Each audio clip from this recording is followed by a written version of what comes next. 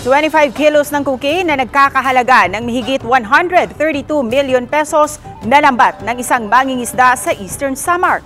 Ang detalye sa ulat ni Femery Dumabok ng GMA Regional TV, Balitang Bisda. Tayo makukuha dyan.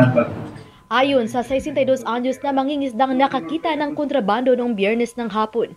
Nangingisda siya sa karagatan na sakop ng Tangbo sa bayan ng Artiche nang mapansin niya ang palutang-lutang na dalawang itim na plastic bags. Agad niya itong nilambat at inireport sa pulisya. Nang tanggalin ang lambat at buksan ang plastic bag sa presensya ng pulisya, barangay officials at ni Artiche Mayor Roland Bowie Evardoni. Dito na tumambad ang 20 bloke na umano'y cocaine. Umaga nitong Sabado, isinailalim ang mga ito sa laboratory test ng PDEA at Eastern Samar Provincial Office. Base sa resulta ng laboratory test, nakumpirma na cocaine ang nasabat ng mangingisda. Nagpasalamat si Mayor Evardoni sa mangingisda na hindi nag-atubiling ipagbigay alam sa otoridad ang natagpuang kontrabando.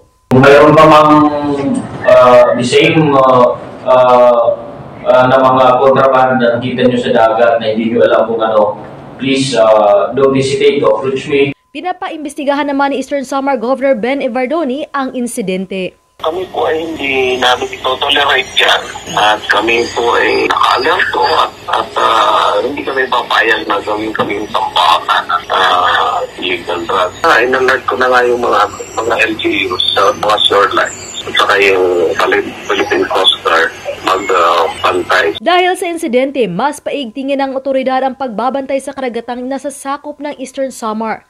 At bilang pasasalamat sa kanyang ginawa, iniabot ng Police Regional Office 8 ang 30,000 pesos na cash reward sa mangingisda na nakakita ng kontrabando.